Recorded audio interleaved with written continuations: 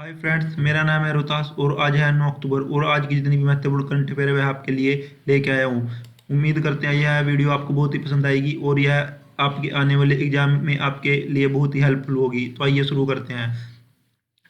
2025 का रसायन विज्ञान का नोबेल पुरस्कार किसे प्रदान किया गया? तो option A is right answer. Susumu Kitagawa, Richard Robson और उमर यांगी को केमिस्ट्री के लिए नोबेल पुरस्कार प्रदान किया गया है। 2025 का रसायन विज्ञान का नोबेल पुरस्कार सुसुम किताबगावा जो कि जापान से है, रिचर्ड रॉबसन जो कि ऑस्ट्रेलिया से है और उमर एम यांगी जो कि अमेरिका जॉर्डन को मिला है। इन्हें किस लिए मिला है? क्योंकि इन्होंने धातु कार्बनिक ढांचे मेटल ऑर्गेनिक फ्रेमवर्क एमयू पर काम किया है।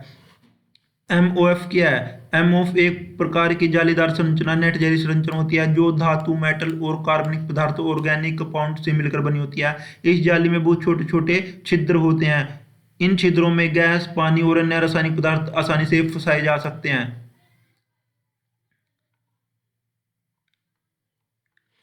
इनका यूज कैसे होता है? कार्बनिक डाइऑक्साइड को पकड़ना। फैक्ट्री से आने वाली जहरीली गैस जैसे कि CO2 को एमओएफ अपनी जाली में फंसा सकता है। इससे प्रदूषण में कमी होती है। सूखी जगह पर पानी इकट्ठा करना। एमओएफ हवा से नमी सोखकर पानी बना सकता है। रेगिस्तान जैसी इलाकों में यह तकनीक बहुत उपयोगी है। रासायनिक प्रयोग में उपयोग। रासायनिक प्रयोग में भी इसका उपयोग किया जाता है। इसके इस्तेमाल से रासायनिक अभिक्रिया केमिकल रिएक्शन तेज करने में सहायता मिलती है। तो नेक्स्ट क्वेश्चन, किस वैज्ञानिक ने लचीले एमओएफ बनाए हैं? तो इसका आंसर है ऑप्शन नंबर सी, सुसुम किताबगावा। सुसुम किताबगावा ने लचीले एमओएफ यानी फ्लेक्सिबल एमओएफ का निर्माण किया है जो गैस के हिसाब से अपना आकार बदल सकते हैं। रिचर्ड रॉबसन ने पहला विशाल आणविक ढांचा बनाया है और उमर यांगी ने स्ट्रॉन्ग और अनुकूल एडजस्टेबल एमओएफ डिजाइन किया है जो कई कामों में इस्तेमाल हो सकते हैं। तो इन तीनों ने यह काम किया है, एमओएफ पे मिलकर काम किया है, जिसके लिए इन्हें केमिस्ट्री का नोबेल पुरस्कार प्रदान किया गया है। पहले मिले गए नोबेल पुरस्कार भी देख लेते हैं।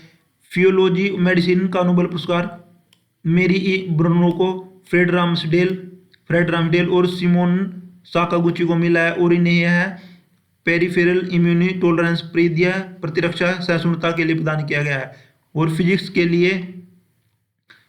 लिए नोबेल पुरस्कार जॉन क्लॉर्क, मिशेल डेवरी और जॉन मार्टिन्स को दिया गया है और इन्हें यह क्वांटम कंप्यूटिंग में अग्रणी योगदान के लिए दिया गया है। वैज्ञानिकों ने सुपर कंडक्टिंग सर्किट पर आधारित क्वांटम बिट्स का विकास महत्वपूर्ण भूमिका निभाई है। डीआरडीओ ने अक्टूबर 2025 में कौन सी नई सैन्य संचार प्रणाली लॉन्च किया है? तो इसका आंसर है option number B, IRSA। IRSA की फुल फॉर्म है इंडियन रेडियो सॉफ्टवेयर आर्किटेक्चर। तो डीआरडीओ ने 6 अक्टूबर को Indian radio software architecture IRSA 1.1 launch किया है। IRSA का उद्देश्य विभिन्न सैन्य बलों के सॉफ्टवेयर डिफेंस रेडियो SDR के बीच से बेहतर तालमेल और एकीकृत संचार सुनिश्चित करना है। IUCN विश्व संरक्षण कांग्रेस का आयोजन कहाँ किया गया? तो इसका आंसर है option number C, Abu Dhabi. UAE की अबू धाबी में IUCN विश्व संरक्षण कांग्रेस का आयोजन किया गया और यह 9 से 15 अक्टूबर तक चलेगा, जहां भारत अपनी पहली रेड लिस्ट जारी करेगा। तो ये 9 से 15 अक्टूबर यानी कि आज से शुरू होगा और 15 अक्टूबर तक चलेगा और इसमें भारत अपनी पहली रेड लिस्ट जारी करेगा। रेड लिस्ट क्या होती है? यह लुप्तप्राय और संकटग्रस्त प्रजातियों की एक लिस्ट होती है। यह जैव विविधता संरक्षण के लिए बहुत महत्वपूर्ण दस्तावेज है। IUCN क्या है? International union for conservation of nature, अंतर्राष्ट्रीय प्रकृति संरक्षण संघ। भारत की ओर से इसमें केंद्रीय मंत्री कीर्तिवर्धन सम्मेलन में भाग हो गए। नेक्स्ट क्वेश्चन, भारतीय शांति सैनिकों को किस देश में के विवादित क्षेत्र में अपनी सेवा के लिए UNISFA द्वारा सम्मानित किया गया? तो इसका आंसर है option number B, Abyei Sudan और दक्षिण सूडान के बीच स्थित है। अबेई एक विवादित क्षेत्र है जो कि सूडान और दक्षिण सूडान के बीच स्थित है। वहां UNISFA United nation interim security force for Abyei कार्यरत है। भारतीय शांति सैनिकों को यहां उनकी समर्पित सेवा के लिए सम्मानित किया गया है। भारतीय शांति सैनिकों को वहां उनकी समर्पित सेवा के लिए सम्मानित किया गया है। नोट: भारतीय संयुक्त राष्ट्र शांति मिशनों में सबसे बड़ा योगदान करता है। भारत के लगभग 5,000 से अधिक सैनिक विश्व भर में तैनात हैं। इनमें से 180 सैनिक राष्ट्र मिशनों के दौरान शांति की रक्षा करते हुए अपने जीवन का बलिदान भी कर दिए चुके हैं।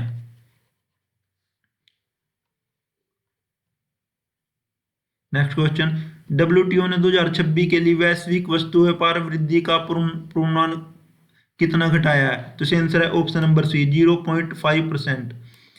विश्व व्यापार संगठन ने 2026 के लिए व्यापारिक वृद्धि का अनुमान पहले 1.8% लगाया था, लेकिन अब इसे घटाकर 1.5% कर दिया गया है। इसका कारण अमेरिका टैरिफ का असर और वैश्विक अर्थव्यवस्था में मंदी है। हाल ही में एनपीसीआई ने यूपीआई भुगतान के लिए कौन सी नई प्रमाणीकरण तकनीक शुरू की है? तो सही आंसर है ऑप्शन नंबर सी, बायोमेट्रिक और पहनने योग्य ग्लास प्रमाणीकरण। भारतीय राष्ट्रीय भुगतान प्रणाली एनपीसीआई ने अब UPI unified payment interface UPI लेन देन को और आसान और सुरक्षित बनाने के लिए नई तकनीक शुरू किया है। इसमें चेहरे की पहचान, फेस आइडेंटिटी, फिंगरप्रिंट और वॉयस कमांड से भुगतान को सत्यापित किया जा सकेगा। इसके लिए पहनने योग्य ग्लास और बायोमेट्रिक सिस्टम का उपयोग किया जाएगा। तो एनपीसीआई ने यूपीआई भुगतान के लिए बायोमेट्रिक और पहनने योग्य ग्लास प्रमाणीकरण की तकनीकी शुरू की है। पेपाल ने अपने नए वैश्विक भुगतान प्लेटफॉर्म पेपाल वर्ल्ड में किस भारतीय भुगतान प्रणाली को सबसे पहले जोड़ा है? तो इसका आंसर है ओपीआई, यूनिफाइड पेमेंट इंटरफेस। तो पेपाल के सीईओ एक्सेल क्रिस ने घोषणा किया कि भारत का unified payment interface UPI PayPal के नए प्लेटफॉर्म पेपाल वर्ल्ड का भुगतान प्रणाली भागीदार बना है। तो यूपीआई और पेपाल दोनों डिजिटल भुगतान प्रणाली है। इनके जुड़ने से वैश्विक डिजिटल भुगतान नेटवर्क मजबूत होगा और भारत की तकनीकी का अंतर्राष्ट्रीय पहचान मिलेगी। तो पेपाल ने यूपीआई के साथ मिलकर कार्य करना शुरू किया है, जिसके लिए वैश्विक डिजिटल भुगतान नेटवर्क को मजबूती प्रदान होगी। विकसित भारत वेडथलॉन 2025 के ब्रांड एम्बेसडर कौन बने हैं? तो इसका सही आंसर है option number B, group captain Shubhanshu Shukla. Group captain Shubhanshu Shukla ने अंतर्राष्ट्रीय स्टेशन आईएसएस पर पहुंचने वाले पहले भारतीय हैं। उन्हें विकसित भारत विडथलॉन 2025 का ब्रांड एम्बेसडर बनाया गया है। इनका उद्देश्य देश के छात्रों को नवाचार और आत्मनिर्भर भारत का निर्माण की ओर प्रेरित करना है। विकसित भारत विडथलॉन 2025 का आयोजन किस मंत्रालय द्वारा किया जाएगा? तो इसका आंसर है शिक्षा मंत्रालय द्वारा। स्कूल शिक्षा और साक्षरता विभाग मिलकर विकसित भारत में विडथलॉन 2025 का आयोजन करेंगे। भारत एआई इम्पैक्ट फिगर सम्मेलन 2026 का लोगो किसने डिजाइन किया है? तो इसका आंसर है option number B, Ajit P Suresh. Ajit P Suresh द्वारा भारत एआई इम्पैक्ट शिखर सम्मेलन 2026 का लोगो का डिजाइन तैयार किया गया है।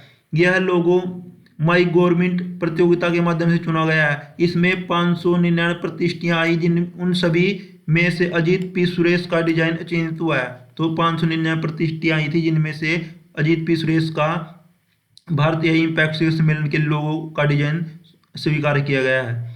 तो भारतीय एआई इम्पैक्ट शिखर सम्मेलन 2026 कब और कहाँ आयोजित होगा? तो इसका आंसर है ऑप्शन नंबर बी, 19-20 फरवरी 2026 को भारत मंडप नई दिल्ली में आयोजित होगा भारत एआई इम्पैक्ट शिखर सम्मेलन। तो 19 से 20 फरवरी 2025 भारत मंडप नई दिल्ली में यह शिखर सम्मेलन इलेक्ट्रॉनिक सूचना प्रौद्योगिकी मंत्रालय MEITY द्वारा आयोजित किया जा रहा है। विश्व बैंक ने भारत की वित्त वर्ष 2026 की विकास दर का अनुमान कितना लगाया है? तो सही आंसर है ऑप्शन नंबर बी, 6.5।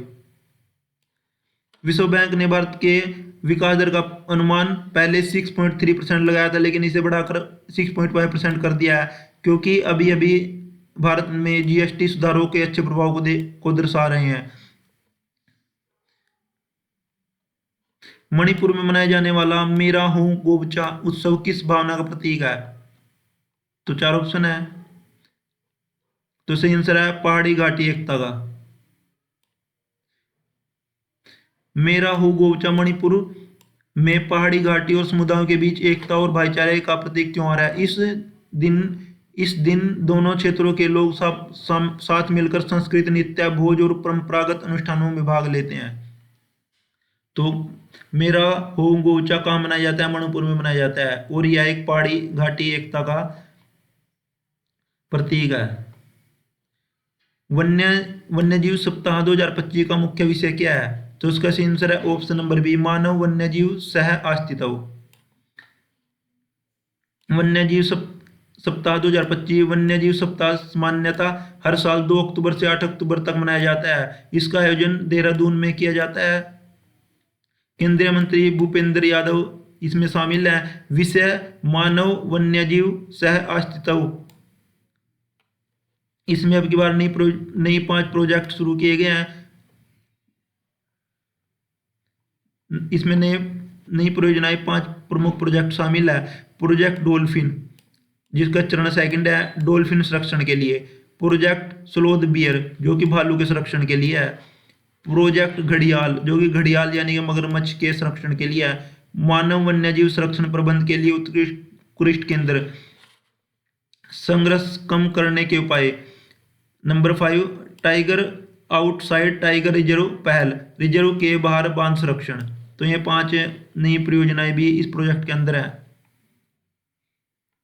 और यह 2 से 8 अक्टूबर तक देहरादून में मनाया जाएगा वन्यजीव सप्ताह। 2025 की पहली छमाही में सौर ऊर्जा उत्पादन में कुल बिजली में कितना योगदान दिया है? तो इसका सही आंसर है ऑप्शन नंबर सी, 9.2%।